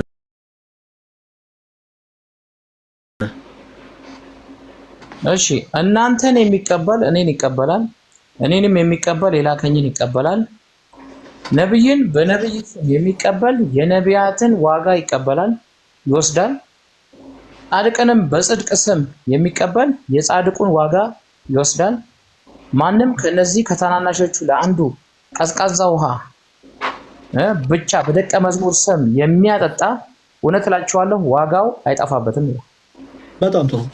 ጌታችን ኢየሱስ በማን ስም ይላል? በነቢያት ስም፣ በአገልጋዮች ስም አይልም። በአገልጋዮች ስም አይልም። የምን አገልጋይ መጣ? በአገልጋዮች ስም አይልም። ይሄ ወደ ዘመኑ እንግዲህ ስለ አገልጋዮች ነው የሚያወራው። የእግዚአብሔር ሰዎች ነው አይልም። አይ አገልጋይ ማለቴ አሁን እቺ እናንተ ቸርች ውስጥ ያለችው ምናምን አይነት እናንተን የሚቀበል ይላል። ማንንም አሁን አንተን ተቀበልኩ ልበል። እኔ አንተን ተቀበልኩ ልበል። በምን ብለህ አንተን ተቀብዬ በምን እንደምትቀበለኝ አልከኝ ቃል መሰረት ተቀበልኩ። ምን በእንግድነት አንተ እግዚአብሔር ሰው ነህ ብዬ አመንኩ። ኖ እሱን አይደለም። ታው እንደዛም አቤኒ እንደሱ አይደለም የሚለው። እሺ የኔ አባት ተረጋጋና ክፍሉን በደንብ አድርጋ አንብበው። ጌታችን ኢየሱስ ሰዎች እኮ ነው እያወራለሁ እዚህ ጋር ስለምኖች ምድር ላይ ስላሉ ሰዎች ነው ማይ ብራዘር ያወራለሁ። ተረጋጋና አዳምጠኝ። እናንተን የሚቀበል እኔን ይቀበላል አለ ጌታችን። ይህን ቃል በዘው እየተናገረ ያለው ጌታችን አምላካችን መድኃኒታችን ኢየሱስ ክርስቶስ ነው። እናንተን የሚቀበል እኔን ይቀበላል፣ እኔንም የሚቀበል ደግሞ የላከኝን ይቀበላል አለ። ባጭሩ ምን እያለ ነው? ክርስቶስ ያጸደቃቸውን ቅዱሳንን አንድ ሰው ሳይቀበል ነው እነሱ የራሳቸው ጉዳይ እኔ ክርስቶስን ብቻ እቀበላሉ ማለት አይችልም ነው ባጭሩ። ይሄን ያክል ክብር ሰጥቷቸዋል ክርስቶስ። ስለዚህ ጌታችን ኢየሱስ እናንተን የሚቀበል እኔን ተቀበለ፣ እኔንም ደግሞ የሚቀበል የላከኝን ተቀብሏል ብሎ ተናገረ። ከዛ በኋላ ነብይን በነብይ ስም የሚቀበል በምድር ስላለ በምድር ስለሌለ የሚል ቅድመ ሁኔታ አላስቀመጠም። ለምሳሌ ኢሳያስ አሁን ላይ በዚህ ምድር ላይ የለም። ኢሳያስን ግን ነብይ እንደሆነ ማመን የነብዩን ዋጋ ያሰጣል። እግዚአብሔር አምላክ ነብይ ብሎ እስካጸደቀው እነ ኢሳያስ እነ ሙሴ ሌሎችንም ነቢያት ተብሎ የተጠሩትን በአጠቃላይ ነብይ ናቸው ብሎ ክብርን መስጠት እነሱን በነብይነት መቀበል የነሱን ዋጋ እንድናገኝ ያደርገናል። የሚናገረው ያንን ነው። ቁጥር 41 ጻድቅንም ጻድቅ ተብሎ የተጠሩ ደግሞ አሉ በመጽሐፍ ቅዱስ ላይ በጣም ብዙ ጻድቅም ተብሎ የተጠሩትን በአጠቃላይ እነዚህም ጻድቅ የሆኑትን እነሱንም በጻድቅነታቸው ማመን የጻድቁን ዋጋ ያሰጣል። በራዘር በምድር የኖሩ ምናምን እያልክ አትፈላሰፍ። እንደዛ የሚል ነገር አይልም አቤን። እሺ ሌላው ጊዜ አቸኩል። በምድር ስላለ በምድር ከሄደ በኋላ ምናምን ሪሊ እንደዚህ አይነት ሰጣ ገቦ ሳትገባ ሰው ጻድቅንም በጻድቅ ስም የሚቀበል የጻድቁን ዋጋ ምን ይላል ያገኛል። ከዛ ደረጃ ጌታችን ክርስቶስ የተናገረው እኔ እዚህ ጋር አሁን እኔ በጌታ እኔ አሁን ሰማይ በለውን የተናገረው መች አልኩ ኦልሬዲ ክርስቶስ ነው የተናገረው እያልኩ እኮ ነው አቤኔ። እኔ ሰማይ በለው ወይ ደግሞ ይሁን በላይ ነው የተናገረው አላልኩም። እኔ ሌላ ሰው ስለማን ነው በሰማይ ስላሉ ክርስቶስ ነው የተናገረው አትበለኝ ወንድሜ። ክርስቶስ የተናገረው እኮ ነው እየነገርኩህ ያለሁት።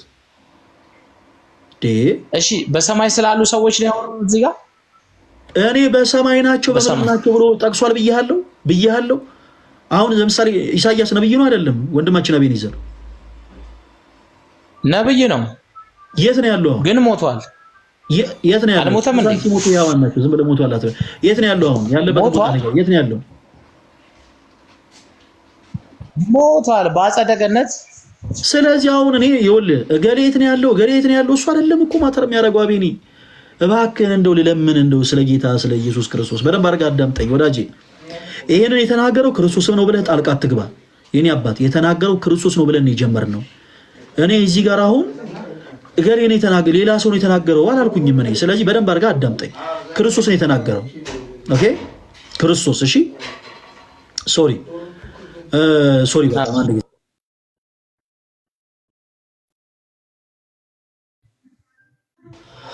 ሶሪ በጣም የኔ ተወዳጆች እዚህ ክፍል ላይ ይሄንን ቃል የተናገረው የእምነታችን ጀማሪና ፈጻሚ ጌታችን ኢየሱስ ክርስቶስ ማቢንዬ። እሺ ሰው ምን አለ ጌታችን ኢየሱስ? ነብይን በነብይ ስም የሚቀበል ነቢያት ተብሎ የተጠሩ አሉ። ለምሳሌ እነ ሙሴ፣ እነ ኢሳያስ፣ እነ ኤልያስ፣ እነ ኤልሳ እነዚህን ነብይ ተብሎ የተጠሩትን በአጠቃላይ በተሰጣቸው ነብይነት አምኖ መቀበል ክርስቶስን መቀበል ነው አለ ክርስቶስ ራሱ።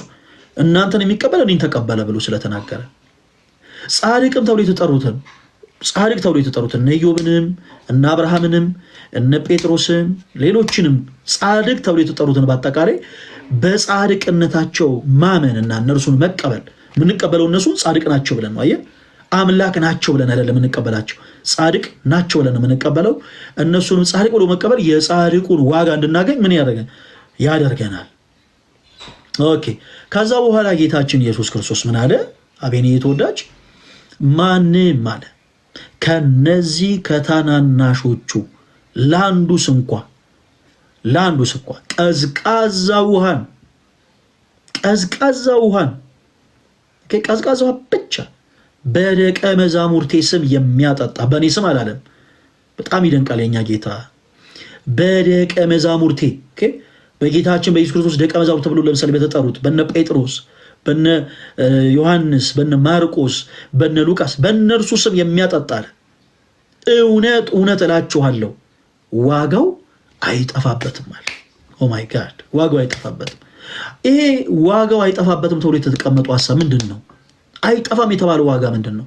በእንዲህ ያለ በጎ ስራ የሚኖሩ ሰዎች የሚያገኙት ደግሞ ዋጋ ምንድን ነው ስንል ቅዱስ ጳውሎስ ይመልስልናል። አቤኔ የሮሜ መልእክት ምዕራፍ 2 አንድ ጊዜ አውጣ ቶሎ በል።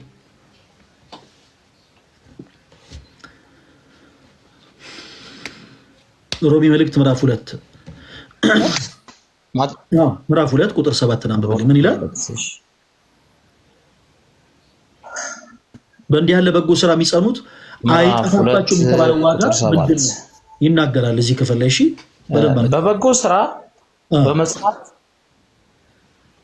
በበጎ ስራ በመጽናት ምስጋናንና ክብርን የማይጠፋውንም ሕይወት ለሚፈልጉ የዘላለምን ሕይወት ይሰጣቸዋል።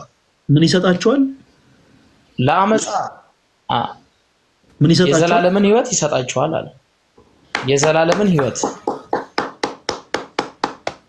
አቤኒ ጎበዝ ልጅ ይሲ በእንዲህ ያለ በጎ ስራ የሚጸኑ ከአምላካቸው ከእግዚአብሔር ዘንድ ምስጋናን የሚሹ ክብርን የሚሹ የማይጠፋ ሕይወትን የሚሹ እነዚህ በበጎ ስራ የሚጸኑት ጌታችን ራሱ ኢየሱስ ክርስቶስ ምንን ይሰጣቸዋል ይላል ቅዱስ ጳውሎስ?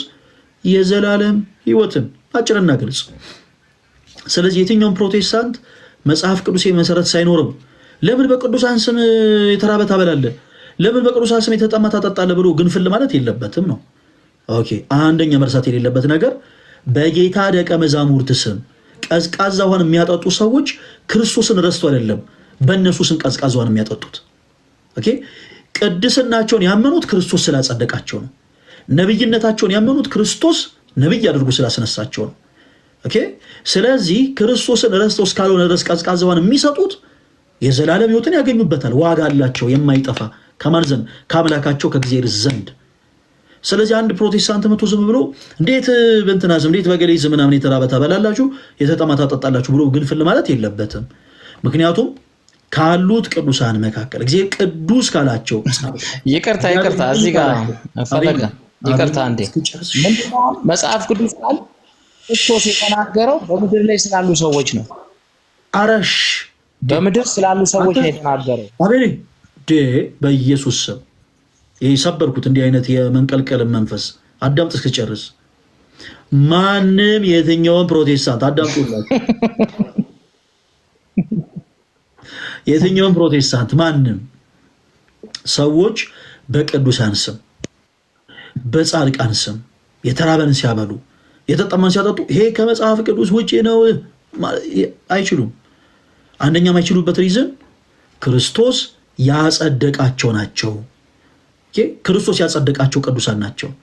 እነርዛን በክርስቶስ ኢየሱስ ስም ሰባትነት የተቀበሉትን ስለ ክርስቶስ ወንጌል የሰበኩትን ስለ ክርስቶስ ብዙ የሆኑትን ቅዱሳን በእነርሱ ስም ቀዝቃዛውን ማጠጣት ዋጋ አያስጠፋም እያለን ነው ክርስቶስ። በእንዲህ ያለ በጎ ስራ ደግሞ ጸንታችሁ የምታገኙት ዋጋ ምንድን ነው? ያ አይጠፋም የተባለው ዋጋ ምንድን ነው ስንል ቅዱስ ጳውሎስ በሮሜ መልእክቱ ምዕራፍ 2 ከቁጥር 7 ላይ በበጎ ስራ በመጽናት ምስጋናን ክብርን የማይጠፋ ሕይወትን ለሚፈልጉ እርሱ የዘላለም ሕይወትን ይሰጣቸዋል እያለን ነው። ስለዚህ የትኛው ፕሮቴስታንት ዝም ብሎ ተባለ የተነሱ አይ በቃ የለም ማለት የለበትም። ኦኬ። ለምሳሌ በሐዋርያው በቅዱስ ጴጥሮስ ስም የተራበን የሚያበሉ የተጠማን የሚያጠጡ ኦርቶዶክሳውያን ኢየሱስን ረስተውት አይደለም በጴጥሮስ ስም የተራበን የሚያበሉት። ይልቁኑ ግን በማቴዎስ ወንጌል ምዕራፍ 10 ከቁጥር 42 ላይ ጌታችን ኢየሱስ ክርስቶስ በእነርሱ ስም ቀዝቃዛውን ያጠጣ እውነት እላችኋለሁ ዋጋው አይጠፋበትም ስላለ ነው። ኦኬ። የመጽሐፍ ቅዱስን ሐሳብ ተመርኩዘው አዎ የተራበን ያበላሉ የተጠማን ያጠጣሉ። አንድ ሁለተኛው የተራበን ማብላት የተጠማን ማጠጣት በጎ ስራ ስለሆነ ቀዳሚው ነገር ምንድነው ብለናል? በክርስቶስ ኢየሱስ ማመን። ይሄን ሁሉ ከነገር ከማድረግ በፊት አንድ ሰው በክርስቶስ ኢየሱስ ማመን አለበት። ከዛ በመቀጠል ግን ይሄን በጎ ስራ ስለሆነ ያደርጉታል። ሲቀጥል ደግሞ ዝክር መጽሐፍ ቅዱስ አይደለም የሚል ሐሳብ ነው። የትኛውም ፕሮቴስታንት በመጽሐፍ ቅዱስ ማስረጃ መስጠት ስለማይችል አፉን ሞልቶ አይ የለም እንዲህ አይነቱ ተግባር ኢ መጽሐፍ ቅዱስ ነው ማለት አይችልም። አቤኔዘር አይደለም አቤኔዘርን ያስተማሩ መምህራንም የፕሮቴስታንት ሊቃንም ጭምር መጥተው በቅዱሳን ስም የተራበን ማብላት የተጠማን ማጠጣት ኢ መጽሐፍ ቅዱስ የሆነ ተግባር ነው ማለት አይችሉም። ይሄንን እኔ በቃ በ10 ጣቴ እፈርምላቸዋለሁ። በዚህ አጋጣሚ ስዕላት መጽሐፍ ቅዱስ አይደሉም የሚል ማስረጃን፣ ዝክር መጽሐፍ ቅዱስ አይደለም የሚል ማስረጃን የሚሰጠኝ ፕሮቴስታንት ካለ እኔ የፈለገውን ነገር እቀጣለታለሁ። የፈለገውን ነገር በ10 ጣቴ እፈርማለሁ አልኳችሁ። የትኛው ፕሮቴስታንት ጥቅስ ሊሰጥ አይችልም። ለእናንተ ጥቅስ ሳይሰጡ ግን ዝም ብሎ ከግማሽ ግን ተነስተው እንዴት እንደዚህ ታደርጋላችሁ እንዴት እናንተ ምናምን ሊሉ ይችላሉ ነው። ለተቀማጭ ሰማይ ቅርቡ ነው ይባላል። እናንተ ትልቅ ህንፃን እየሰራችሁ የሆነ ሰው ደግሞ የጠማማ ፎቅ ሊላችሁ ይችላል። በተመሳሳይ መጽሐፍ ቅዱስ የሆነ ተግባርን እያደረጋችሁ ማንም መጽሐፍ ቅዱስን የማያውቅ ሰው በአጠቃላይ መቶ የሆነ ነገር ሊል ይችላል ነው ባጭሩ። እሱ የኛ ጉዳይ አይደለም። በመጽሐፍ ቅዱስ የማስረጃ ግን መሞገት የሚችል ሰው ካለ መቶ መሞገት ይችላል።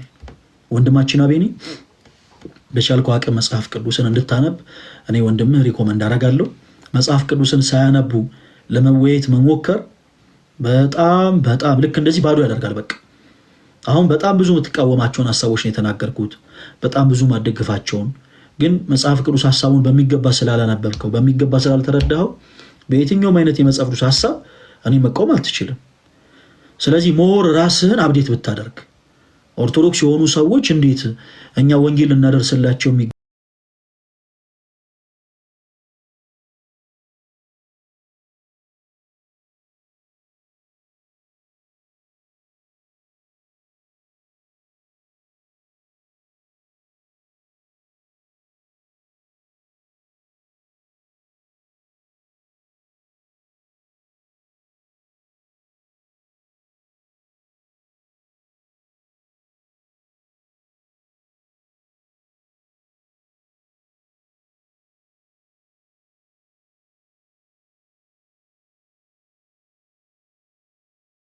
እሺ አባታችን ሆይ በሰማይ የምትኖር ስምህ ይቀደስ፣ መንግስት ትምጣ፣ ፈቃድ በሰማይ እንደሆነች እንዲሁም በምድር ትሁን።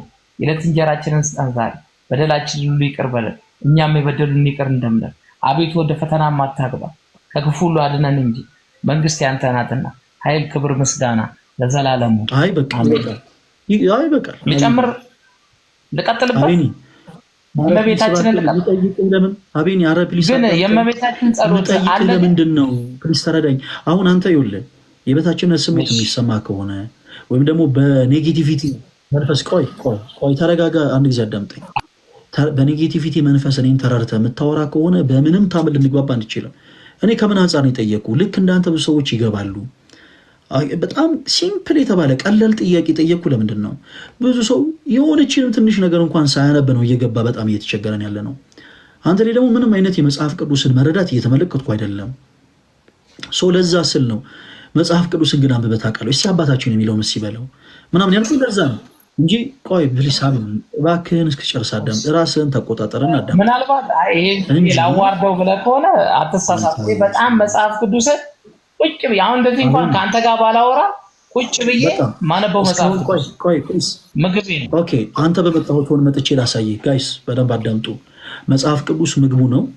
ቀላላል ጥያቄዎችን ስለጠየቅኩት ነው አሁን እንደዚህ ተበሳሽቶ የተናገረኝ ያለው። ስለዚህ ከበድ ያለ ጥያቄ ጠይቋለሁ። መጽሐፍ ቅዱስ እንዳነበበ ማስረጃ ሊሆን ነው። አሁን ጋይስ ተመልከቱ። አምስቱን የብሉያት መጽሐፍት የጻፈው ሁሉንም ጥቅስ ላወጣለሁ። አረ ጥቅስ አልፈልግም። አምስቱን የብሉያት መጽሐፍት የጻፈው ማን ነው? ዘፍጥረት፣ ዘሁልቅ፣ ዘሌዋውያን፣ ዘጸአት፣ ዘዳግም። እነዚህ መጽሐፍቶች የጻፈው ማን ነው? አቤኔ በሰል ያለ ጥያቄ ልጠይቅ። ብሉይ ኪዳንን የጻፈው ነው እያልከኝ ያለው? የተለያዩ ናቸው። አምስቱን የብሉያት መጽሐፍት ጠቀስኩልህ። ይኸው ጠቀስኩልህ። አሁን እንግዲህ ጉብዝና ልታሳየኝ ነው። እነዚህ መጽሐፍት የጻፈው ማን ነው? ያው ሰዎች ናቸው። እኔ መቼም ሰዎች ናቸው፣ ላሞች ናቸው የሚል አሁን ትምህርት አለ። ጌታ እንደው ሰውማ ሰው ነው። ማን ነው እኮ ነው ጥያቄ። አቤኔ ተው እንጂ አሁን መጽሐፍ የእግዚአብሔር ሰዎች ናቸው እና ታዲያ እንዴት የሰይጣን ሰዎች ይሆናሉ? የእግዚአብሔርን ቃል የሰይጣን ሰው የሆነ ሰው እንዴት ይጽፏል? የእግዚአብሔርማ ሰዎች ናቸው። ማን የጻፈው መጽሐፍ ቅዱስን? አንተ በጣም ያለኝ ያለ ነገር ስላለ እሱን አልመለስክልኝም። እኔ መመለስ አልችልም። ተጠየቅኩት ጥያቄ ምንም ስለማላውቅ አልመለስክልኝም። የመላእክት አምልኮ ትክክል ነው ወይ ብዬ ስልህ ትክክል ነው አልከኝ። እኔ ምንም አልመለስኩልህም። አንተ ግን በጣም አንባቢ ስለሆንክ በጣም መጽሐፍ ቅዱስን እንደ ምግብ የምትመገብ ተመጋቢ ስለሆንክ ይኸው የመጽሐፍ ቅዱስ ሊቃን የሚመልሱትን ጥያቄ ጠየቅ። አምስቱን የብሉያት መጽሐፍ የመላእክት አምልኮ ነው ወይ ስልህ ትክክል ነው አልከኝ። አቤኒ ቀረጽና አምልከው የሚለው ቦታ ያሳየኝ ስለ አልመለስኩም። ወንድሜ ተረጋጋ። በቃ እኔ አላውቅም። እኔ አልመለስኩም። አቤኒ እኔ አልመለስኩልህም። ትክክል ነህ። በቃ እኔ አልመለስኩልህም። አቤኔ ትክክል ነህ። እኔ አልመለስኩልህም። እኔ መመለስ አልቻልኩም። እግዚአብሔር ቀናተኛ አይደለም። እኔ አላውቅም። እኔ ምንም ገና መጽሐፍ ቅዱስ በመማር ላይ ነው ያለሁት። አቤኔ አንተ ግን መጽሐፍ ቅዱስ ስልኝ ፕሊስ። ራስን መቆጣጠር ስላልቻልክ ልቆጣጠር። አሁን ማይክል ሚዩት እያደረኩ ልቆጣጠር። ነፃነት ሰጥቼ ነበር። ራስን ልትቆጣጠር አልቻልክም። ሰው ምን እናድርግ? እኔ ጥያቄዎችን አልመለስኩልህም። አንተ ያነሳቸውን ሀሳቦች በአጠቃላይ አላወራሁልህም። ምናምን ምንም መመለስ ራሱ አቃተኝ። ዳገት ሆነብኝ መልስ ለአንተ መመለስ እንበል። አንተ ምን አልከኝ? መጽሐፍ ቅዱስን አውቃለሁ፣ መጽሐፍ ቅዱስ በጣም ምግቤ ነው፣ መጽሐፍ ቅዱስን ስመገብ ነው የምውለው አልከኝ። ምግቤ ነው። ራስን ካልተቆጣጠርክ በነገራችን ላይ ሚዩት ማድረግ በጣም ቀላል ነው። ማውራት አትችልም። ኦኬ ካም ዳውን ተረጋጋ። ኦኬ ጥያቄው ምንድን ነው? አምስቱን የብሉያት መጽሐፍት የጻፈው ማን ነው? አንተ በጣም መጽሐፍ ቅዱስ ተመጋቢ ስለሆንክ ጋይስ፣ በነገራችን ላይ አላስፈላጊ የሆነ ጥያቄ ነው እየጠየኩህ ያለሁት። ለምን ይመስላችኋል? ምክንያቱም እንደዚህ ነገሮችን እኔ ስለማልወድ ከዘፍጥረት እስከ ዮሐንስ ራእይ 2% ያክል ያላነበባችሁ ሰዎች እዚህ መታችሁ እንዳነበበ ሰው አክት ማድረግ የለባችሁም። አለዚህ በሚያውቀው መጽሐፍ ቅዱስን አንብበዋል ወይ? አሁን ልንፈትሸው ነው። አንብቤያለሁ በማለት አይደለም የሚያሳየን፣ በመመለስ ነው የሚያሳየን። ወንድማችን አምስቱን የብሉያት መጽሐፍት የጻፈው ማን ነው? አሁን ማይክን ክፈትና መልስ። ያስቀጣል፣ እግዚአብሔር ይቆጣል እያልኩ ነው እኔ። ማን ነው? እግዚአብሔር ይቆጣል። ለመላእክትም ቢሆን ሰማይ ሰራዊትም ቢሆን በምድር ላይ ላለ ጣዖትም ቢሆን አታምልክ፣ አትስገድላቸው። እናመሰግናለን ስለነበረን ጊዜ።